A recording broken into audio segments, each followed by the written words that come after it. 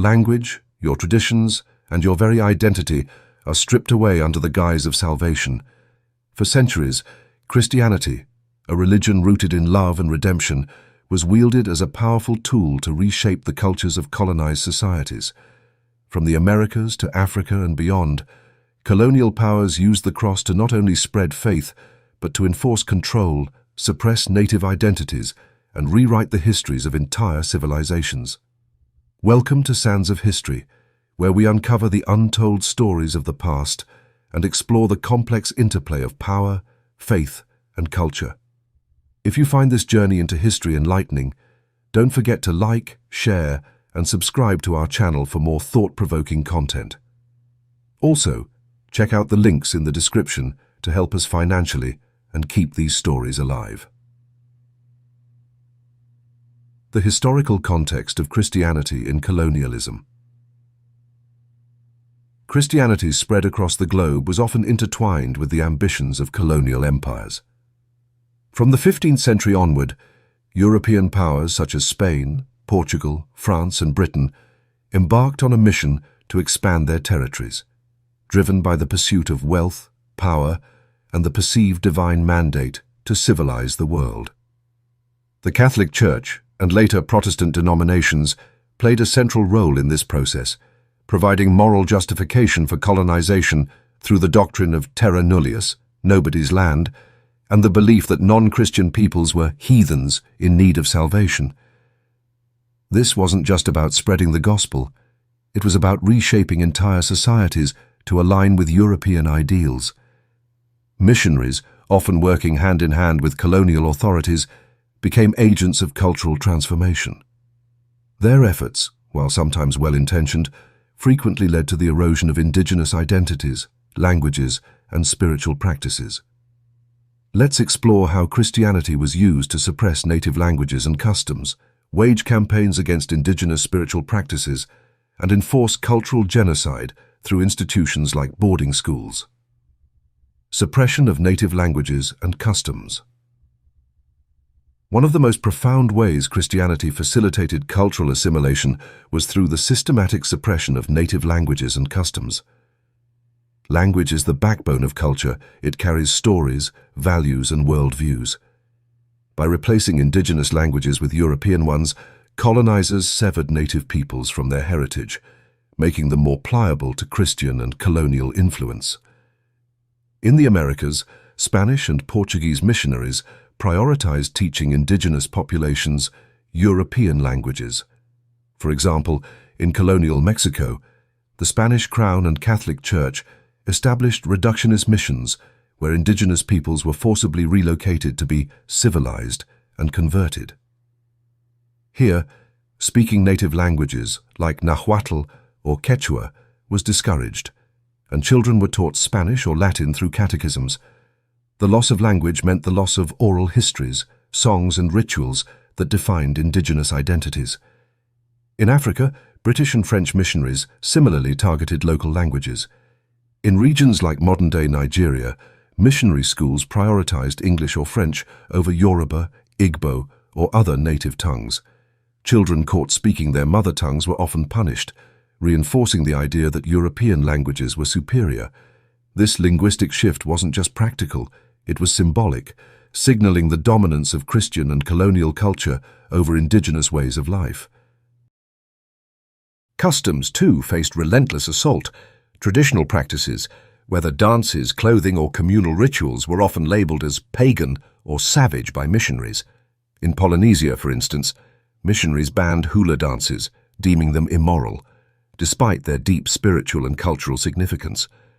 Similarly, in colonial India, British missionaries criticized Hindu festivals and caste-based traditions, pushing converts to adopt Western dress and Christian holidays like Christmas. These efforts fractured communities, as converts were often ostracized by their own people for abandoning ancestral customs. The suppression of languages and customs wasn't incidental. It was a deliberate strategy to erase cultural identities and replace them with a Christian European framework. By stripping away these foundational elements, colonizers ensured that indigenous peoples were more likely to assimilate into the colonial order, making resistance harder and compliance easier.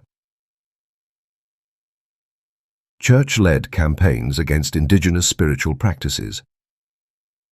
If language and customs were the body of indigenous cultures, their spiritual practices were the soul.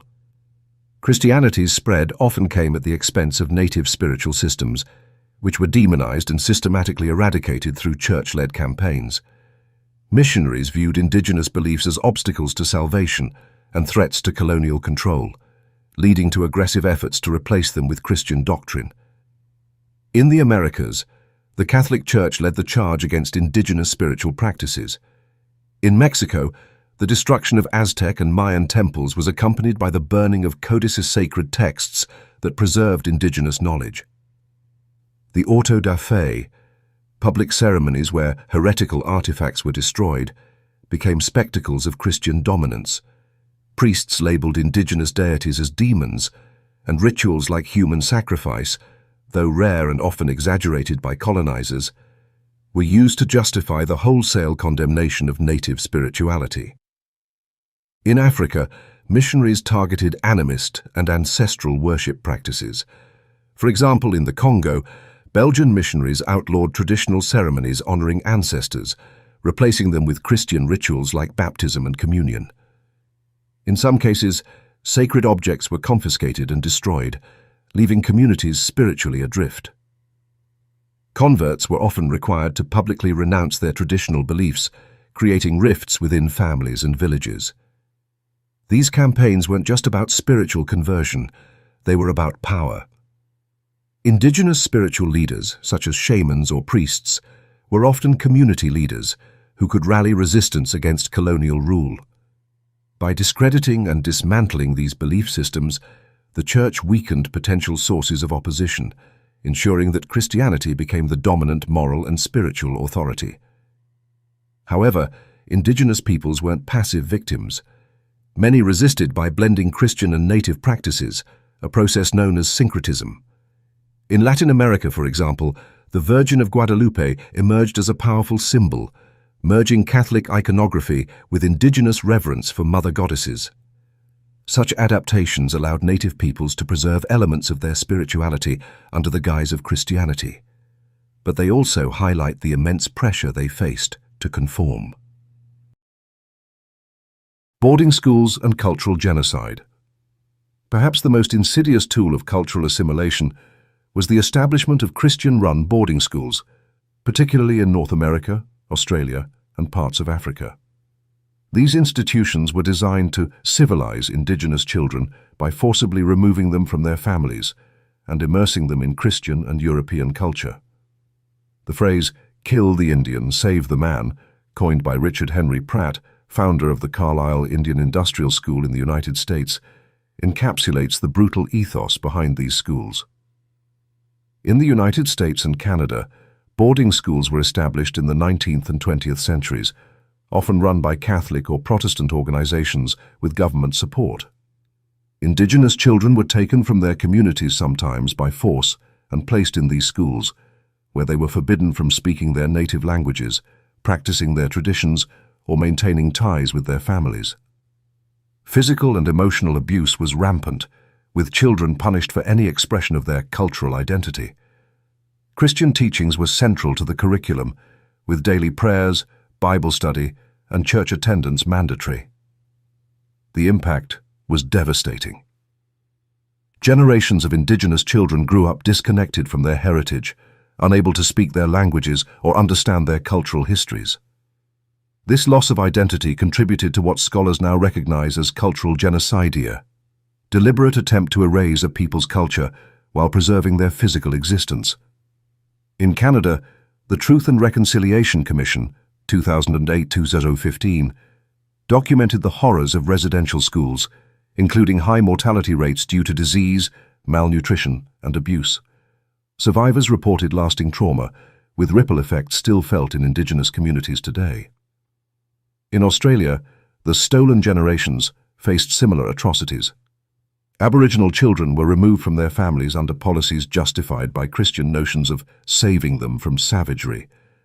Missionaries and government officials worked together to place these children in Christian-run institutions or with white families, where they were stripped of their cultural identities. The loss of language, kinship ties, and spiritual practices left deep scars, with many survivors struggling to reconnect with their heritage. These boarding schools weren't just about education. They were about breaking the chain of cultural transmission. By targeting children, the most vulnerable and impressionable members of society, colonizers ensured that indigenous cultures would struggle to survive into future generations. The Christian framework provided a moral veneer for these actions, framing them as acts of charity rather than violence. Conclusion. Uncovering the past, shaping the future. The story of Christianity as a tool for cultural assimilation reveals a dark chapter in human history, where faith was used to justify the erasure of entire cultures. From the suppression of native languages and customs to the destruction of indigenous spiritual practices and the horrors of boarding schools, the impact of these policies resonates today. By exploring these truths, we honor the resilience of those who endured and continue to fight for their cultural survival. Thank you for joining us on this journey through the sands of history. If this exploration of the past has sparked your curiosity, please like, share, and subscribe to our channel for more deep dives into history's untold stories. Your support keeps this work alive, so check out the links in the description to help us financially. Together, let's keep uncovering the truths buried in the sands of time.